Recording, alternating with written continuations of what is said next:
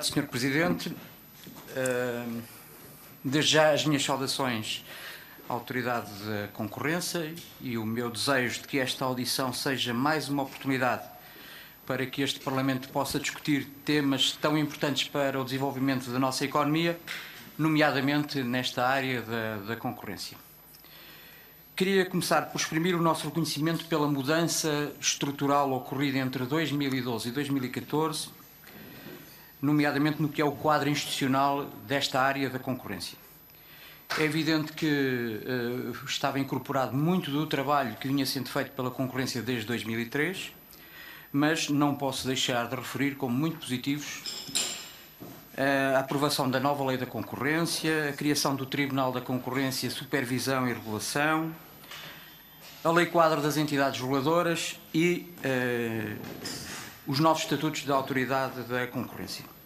Qualquer um destes instrumentos foram bastante escrutinados e acompanhados por esta Assembleia, nomeadamente por esta Comissão.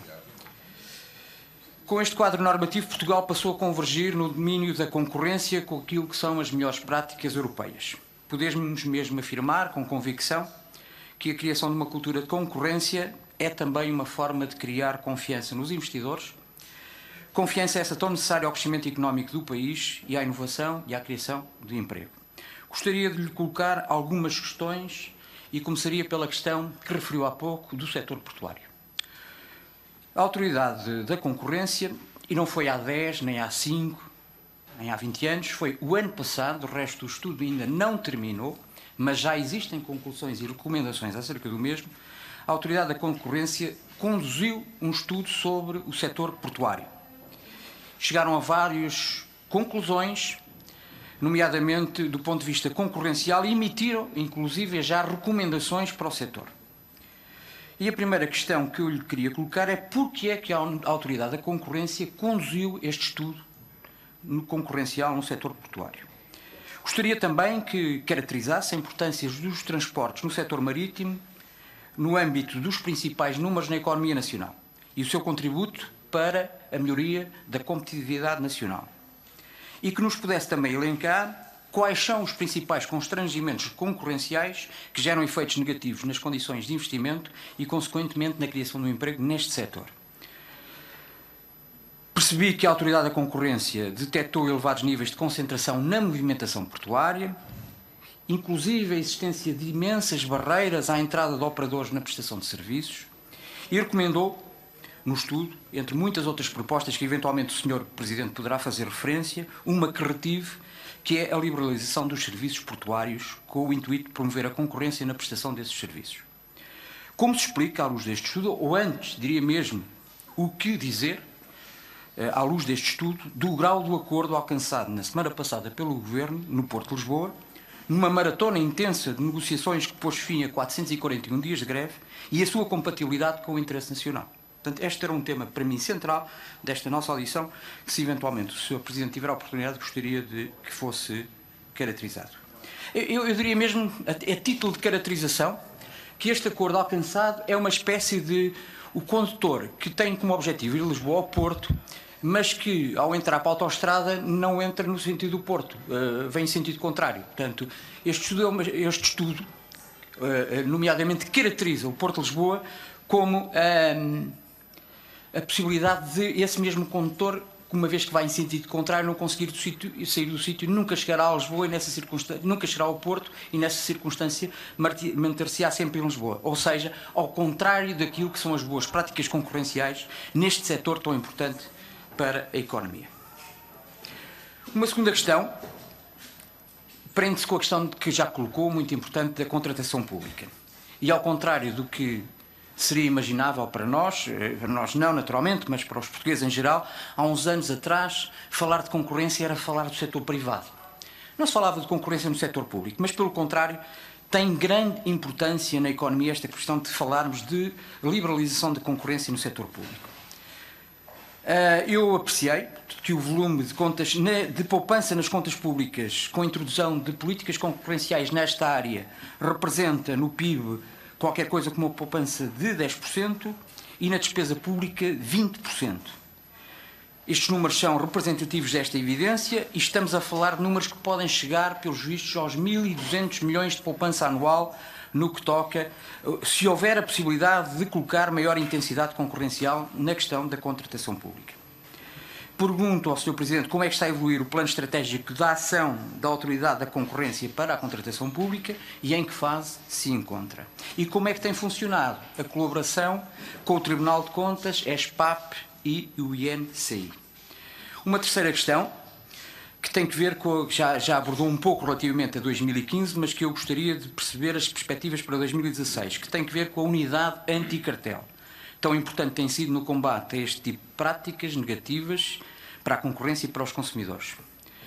E como é que está o papel do programa de clemências no programa de clemência na detecção de cartéis? E se vão também aplicar este programa à contratação pública? Pelo que percebi das suas palavras na primeira intervenção, parece-me que sim, que há um forte investimento da Autoridade de Concorrência nessa matéria. Já referiu as investigações que teve em curso durante o ano de 2015. Gostaria, relativamente a este ano de 2016, que nos desse já uma perspectiva daquilo que existe e mesmo a sua segregação em termos de combate a cartel e questões relacionadas com o abuso de posição dominante. E se eventualmente neste ano de 2016 foi já preferida alguma decisão condenatória, quantas, se nos puder fornecer esses elementos. Tivemos também aqui uma audição específica para a apresentação da Unidade Especial de Avaliação de Políticas Públicas. Perguntaria qual a evolução e se os seus objetivos, que são o levantar de entraves de certa legislação relativamente à concorrência, continua a ser a sua peça central em termos de atuação. Esta unidade concentrou-se muito no tema de políticas públicas relacionadas com o ambiente, inicialmente. Se prevê neste momento o alargamento das outras áreas e, nomeadamente, quais as áreas? Uma quinta questão que tem que ver com os contratos de direito de transmissão televisiva e multimédia. Eu vou terminar, Sr. Presidente, muito rapidamente, e pedir a sua paciência. E eu evitaria uma segunda ronda. Transmissão televisiva e multimédia. Se continuam a ser acompanhados com permanência e se relativamente ao próximo ano está, por parte da Autoridade de Concorrência, a ser feito esse acompanhamento. Se já terminou o processo de investigação à banca, o Sr. Presidente já teve a oportunidade de o referir, ou se existem novas frentes de fiscalização no que toca ao setor bancário.